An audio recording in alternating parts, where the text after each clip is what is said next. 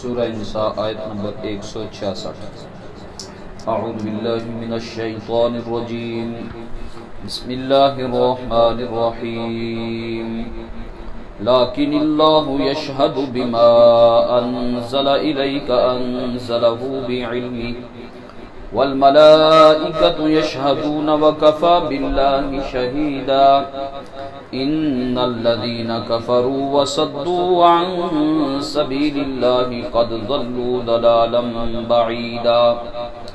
ان الذین کفروا وظلموا لم یکن اللہ لیغفر لهم ولا لیہدیہم طریقا الا طریق جہنم خالدین فیہا ابدا وکان ذلک علی اللہ یسیرا۔ یا ایہا الناس قد جاءکم الرسول بالحق من ربکم فآمنوا خیرا لکم وإن تکفروا فإن للہ ما فی السماوات والارض وکان اللہ علیما حکیما۔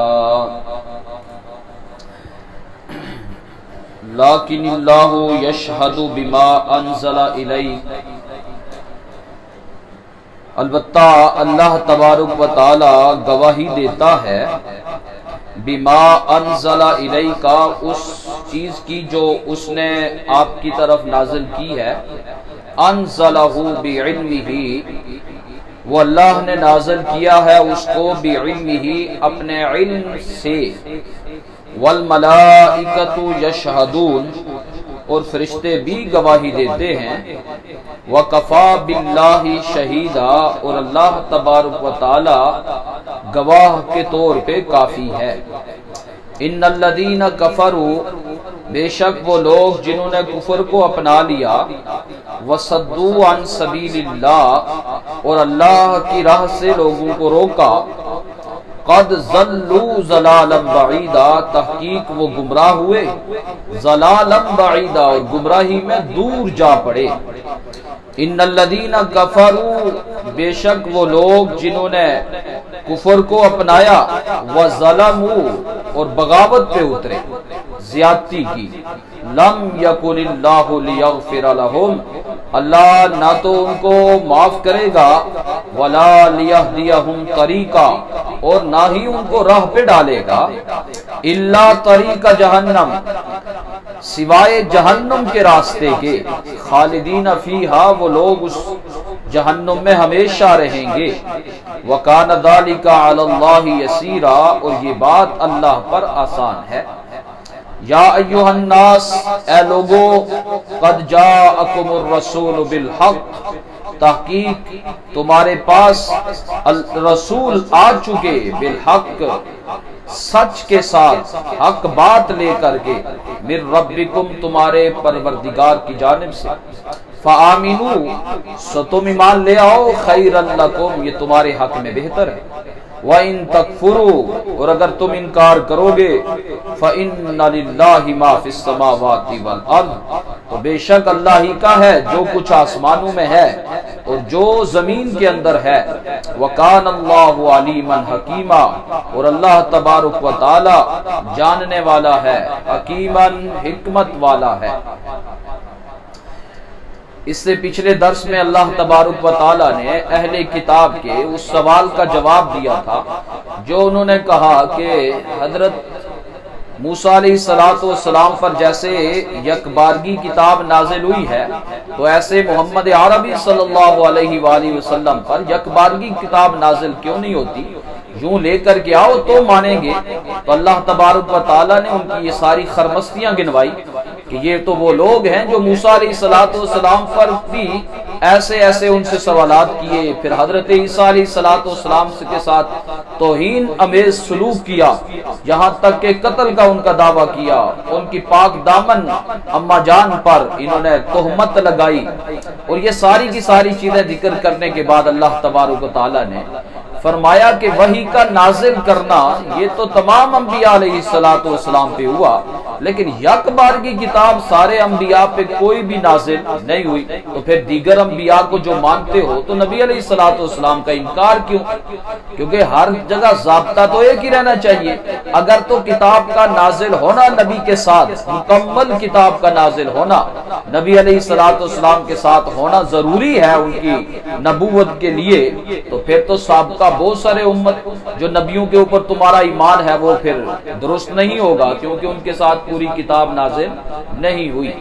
بلکہ یہ اللہ تبارک و تعالی شیئن فشیئن تھوڑا تھوڑا کر کے قرآن مجید کو جو نازل فرماتا ہے۔ سورہ فرقان میں فرمایا کذالک لنثبت بہ فؤادک ورتلناہ ترتیلا، کہ ہم یہ جو تھوڑا تھوڑا کر کے نازل کرتے ہیں نا، اس لیے تاکہ آپ کا سینہ، آپ کا دل جو ہے وہ مضبوط ہو، پختہ ہو۔ کیا مطلب؟ اس لیے کہ جو سبقن درس لیا جاتا ہے نا وہ مضبوط ہو، وہ راسخ پھر دل میں راسخ ہو جاتا ہے، اور وہ اس میں پورا کا پورا رسوخ آدمی کو حاصل ہو جاتا ہے۔ جو سبکن چیز پڑھی جاتی ہے، آج الف پڑھ لیا، کل با پڑھا، تا سا وہ پڑھتا، اب ایک ہی دن میں اگر سارے کے سارے حروف تہجی بچے کو سمجھا دیے جائے تو اگلے تہاڑے جیم میں اور چے میں فرق نہیں کر پائے گا، کیونکہ پتہ نہیں چلے گا۔ لیکن اگر سبکن اس کو پڑھائیں گے تو وہ بات جو ہے وہ زیادہ پختہ ہو جاتی ہے۔ اس لیے اللہ تبارک و تعالیٰ نے قرآن پاک کو 23 سال کے اس عرصے میں سبکن آپ علیہ السلام کے اوپر تھوڑا تھوڑا کر کے نازل فرمایا۔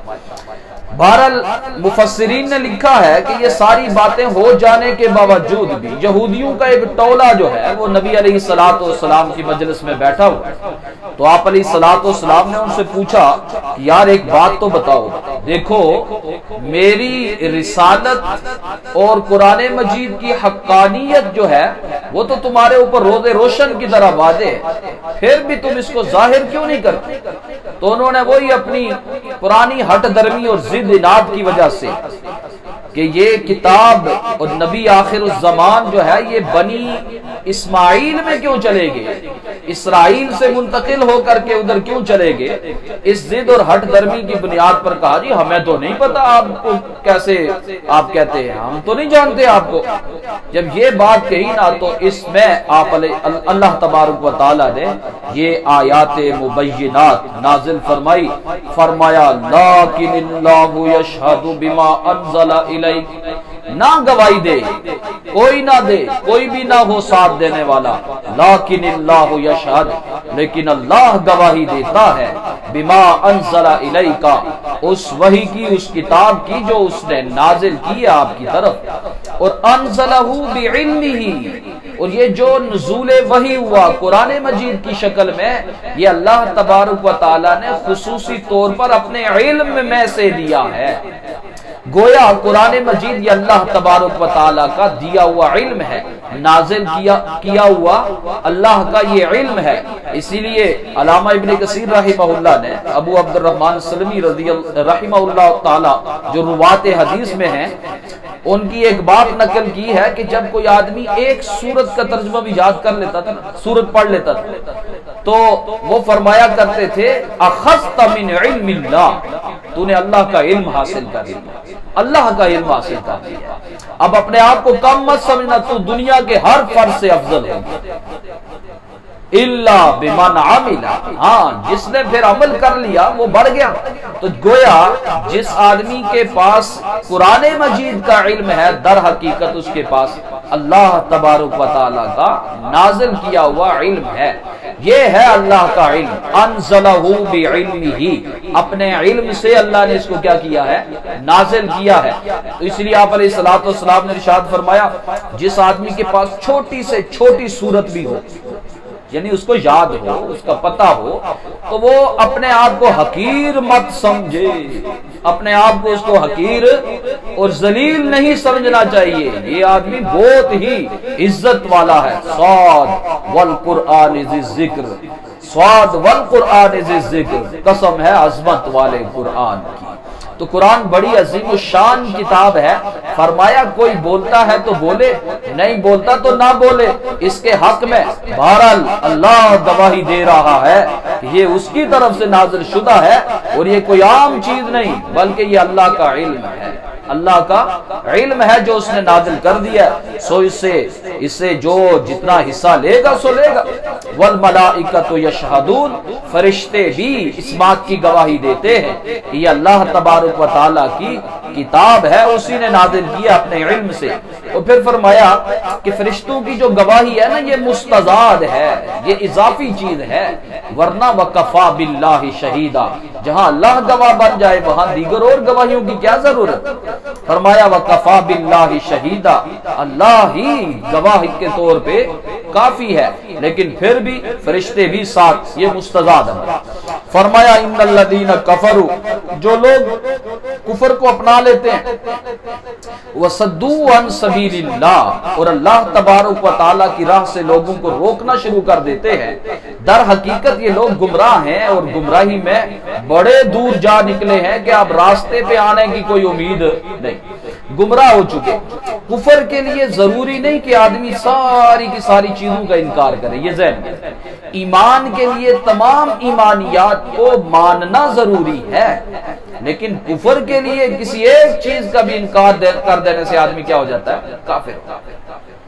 ایمان کے لیے تو ضروری ہے بندہ مومن تب ہوگا جب ساری ایمانیات کے اوپر ایمان ہو، اللہ پر ایمان ہو، فرشتوں پر ایمان ہو، اس کی بھیجی ہوئی کتابوں پر، رسولوں پر، آخرت کے دن پر، ان ساری چیزوں کے اوپر ایمان ہونا ضروری ہے۔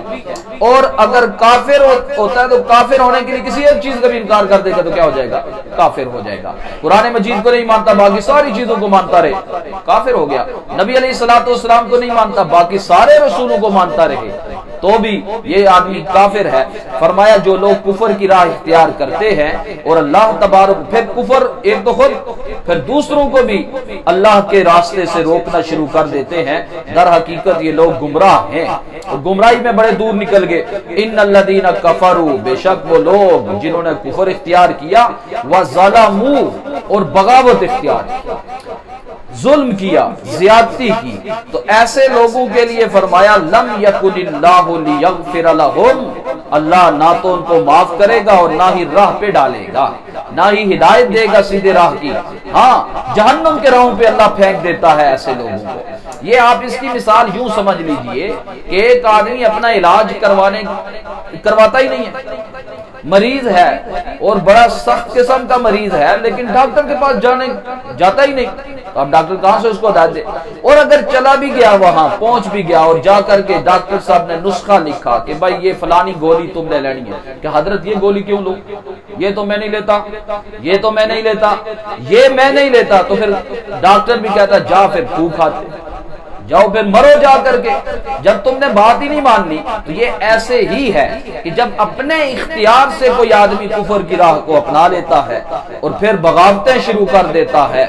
ایسے کے لیے پھر اللہ تبارک و تعالی اس کو راندہ درگاہ بنا دیتا ہے۔ یہ مطلب نہیں ہے کہ اللہ نے کسی کے ساتھ ظلم کیا، ظلم اس نے اپنے ساتھ خود کیا، اپنے اختیار سے غلط راہوں پہ چل پڑا۔ فرمایا الا طریق جہنم، جہنم کے راستے پہ اللہ ڈال دیتا ہے، خالدین فیہا، ہمیشہ اس میں پھر یہ پڑا رہے گا، ابداً، ہمیشہ در ہمیشہ، وکان ذالک علی اللہ یسیرا، اور یہ بات اللہ پر نہایت آسان ہے۔ اس کے لیے اللہ کو کوئی منصوبے بنانے کی ضرورت نہیں ہے اور نہ ہی اللہ کوئی مشقت میں پڑ جائے گا، بلکہ اللہ تبارک و تعالیٰ کے لیے کسی کو جہنم میں ڈال دینا بالکل آسان بات ہے۔ یہ تو خطاب یہودیوں کو تھا، اب ایک عمومی خطاب اللہ تبارک و تعالیٰ تمام انسانیت کے بھلے کے لیے ایک خطاب فرما رہے ہیں۔ فرمایا یا ایھا الناس، اے لوگو، قد جاءکم الرسول بالحق، تحقیق تمہارے پاس رسول آ چکے، حق بات کے ساتھ آئے، من ربکم، تمہارے پروردگار کی جانب سے تشریف لائے ہیں، فآمنوا خیرا لکم، ایمان لے کر کے آؤ، یہ تمہارے حق میں کیا ہے؟ بہتر ہے۔ یہ ایمان تمہارے حق میں بہتر ہے۔ اور ایک جگہ 4 قسمیں کھا کر کے نا اللہ تبارک و تعالیٰ نے فرمایا ہے والتین والزیتون، انجیر کی قسم، زیتون کی قسم، طور سینا کی قسم، اور اس شہر مبارک کی قسم ہے لقد خلقنا الانسان فی احسن تقویم، ہم نے بڑا خوبصورت یہ شاہکار بنایا ہے انسان، لیکن ثم رددناہ اسفل سافلین، پھر ہم اس کو وہ سب سے نچلی جگہ پہ لٹا دیتے ہیں اس کو، اور یہ ذلیل اور رسوا ہو جاتا ہے۔ ہاں الا الذین آمنوا وعملوا الصالحات، جو لوگ ایمان اور عمل صالح کو اختیار کریں گے یہ لوگ بھلے، ورنہ صرف ظاہری شکل و شباہت پہ نہیں، بلکہ یہ لوگ بھی پھر وہ تذلیل کی شکل میں چلے جاتے ہیں، ذلت میں چلے جاتے ہیں۔ البتہ ادھر بھی یہی فرمایا جا رہا ہے فآمنوا خیر لکم، ایمان لے کر کے آؤ تو یہ تمہارے حق میں بہتر ہے۔ وَإِن تَكْفُرُوا، اور اگر تم ایمان نہیں لاتے، کفر اختیار کرتے ہو، تو پھر یہ ذہن میں یہ بات بٹھا لو کہ اگر تم کفر اختیار کرتے ہو تو کون سا اللہ کا نقصان کر دیا؟ فَإِنَّ لِلَّهِ مَا فِي السَّمَاوَاتِ وَالْأَرْضِ، اللہ ہی کا ہے جو کچھ آسمانوں میں اور جو کچھ زمین میں موجود ہے یہ اللہ کا ہے۔ کوئی ایمان لائے گا تو اس کے حق میں بہتر ہے، نہیں لائے گا تو اپنا ہی نقصان کرے گا، کیونکہ اللہ کا تو کوئی نقصان نہیں ہوتا۔ اور دوسرا اس میں ایک بات جو ہے نا وہ اندر ایک گہرائی میں سمجھائی گئی کہ اگر کوئی کفر کرتا ہے تو پھر اس کو اختیار نہیں ہے، اس کو پھر حق نہیں پہنچتا کہ پھر وہ اللہ کی سلطنت میں رہے، کیونکہ یہ زمین و آسمان تو اللہ کے ہیں، اور ایک آدمی اللہ ہی کو نہیں مانتا تو پھر اس کی سلطنت میں رہنے کا اس کو کیا حق ہے؟ فَإِنَّ لِلَّهِ مَا فِي السَّمَاوَاتِ وَالْأَرْضِ، آسمانوں اور زمین میں جو کچھ ہے یہ جب اللہ کا ہے، یہ جب اللہ کا ہے۔ اور یہ وہ مشرکین مکہ بھی مانگتے تھے نا اَمَّنْ خَلَقَ السَّمَاوَاتِ وَالْأَرْضِ، کس نے پیدا کیا آسمان؟ تو وہ کہتے تھے اللہ نے پیدا کیا۔ تو جب آسمان اور زمین کی ملکیت اللہ کی ہے، وہ مالک ہے، وہ خالق ہے، اس کی سلطنت ہے، تو آدمی اسی کا انکار کر کے پھر اسی کی سلطنت میں رہے تو یہ کتنی بڑی ایک، آپ اس کو یوں سمجھے کہ یہ ایک نمک حرامی ہوئی نا، کہ جس کا مانتے ہی نہیں اور اسی کے مکان میں آپ رہ رہے، اس کو مانتے ہی نہیں اور اسی کے مکان میں رہ رہے، تو یہ ایک بات سمجھائے گی۔ اور فرمایا وَقَانَ اللَّهُ عَلِيمًا حَكِيمًا، اللہ تبارک و تعالی جاننے والا ہے، یہ نہیں ہو سکتا کہ اس کی سلطنت میں اس کی خلاف ورزی ہوتی رہے اور وہ بے خبر ہو، ایسا تو نہیں ہوتا۔ ادھر ایک چھوٹا سا دفتر ہو تو دفتر والا کہیں بھی بیٹھا ہوا ہو، اس نے کیمرہ لگایا ہو تو اس کو پتہ چلتا رہتا اندر ہو کیا رہا ہے۔ تو اتنی بڑی سلطنت اللہ نے بنائی ہے تو اس میں کیا کچھ ہو رہا ہے وہ اس کو خوب جانتا ہے۔ حکیمہ، اور پھر حکمت والا بھی ہے کہ کب کس موقع پر اس ملازم کو فارغ کرنا ہے اور سزا دینی ہے، یہ حکمت کے تقاضے وہ خوب جانتا ہے۔ ایسا نادان نہیں کہ پھر وہ سزا دینے کے لیے جو طریقہ کار ہے اس سے ہی نہ واقف ہو، ایسا نہیں، ہر ایک کو جانتا بھی ہے لیکن سزا دینے کے لیے اپنی حکمت کے مطابق چلتا ہے، جو کہا سنا اللہ تبارک تعالیٰ سے۔ الحمدللہ رب العالمین والعاقبۃ للمتقین والصلاة والسلام على اشرف الانبیاء والمرسلین، اللہم اعنا علی ذکرک وشکرک وحسن عبادتک، اللہم اکفنا بحلالک عن حرامک واغننا بفضلک عمن سواک، ربنا آتنا اللهم ربنا آتنا في الدنيا حسنة وفي الآخرة حسنة وقنا عذاب النار، اللهم إنا نسألك علما نافعا وعملا متقبلا ودعاء مستجابا ورزقا طيبا واسعا وشفاء من كل داء، ربنا تقبل منا إنك أنت السميع العليم۔